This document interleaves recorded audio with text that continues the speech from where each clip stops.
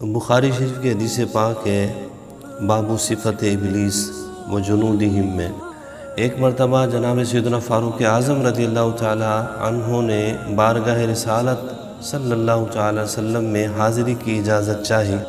اس وقت حضور نبی کریم علیہ السلام کی بارگاہ میں قریش کی کچھ عورتیں موجود تھیں جو رسول اللہ صلی اللہ تعالی علیہ وسلم سے بلند آواز میں باتیں کر رہی تھیں۔ جب انہوں نے سیدنا فاروق اعظم کی آواز سنی تو جلدی سے حجاب یعنی پردہ کر لیا۔ آپ رضی اللہ تعالیٰ عنہ داخل ہوئے تو نبی کریم علیہ السلام آپ کو دیکھ کر مسکرا رہے ہیں۔ جب سیدنا فاروق اعظم نے دیکھا کہ حضور مجھے دیکھ کر کے مسکرا رہے ہیں تو آپ عرض کرتے ہیں یا رسول اللہ میرے ماں باپ آپ پر قربان، مسکرانے کی وجہ کیا ہے؟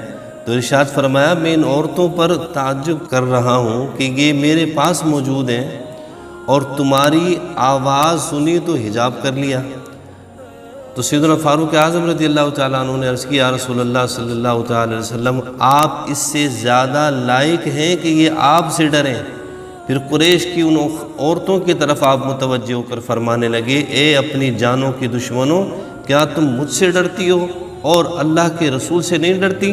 انہوں نے کہا ہاں، آپ صلی اللہ تعالی وسلم رحمت عالم ہیں اور آپ کی طبیعت جو ہے وہ تھوڑی سخت ہے۔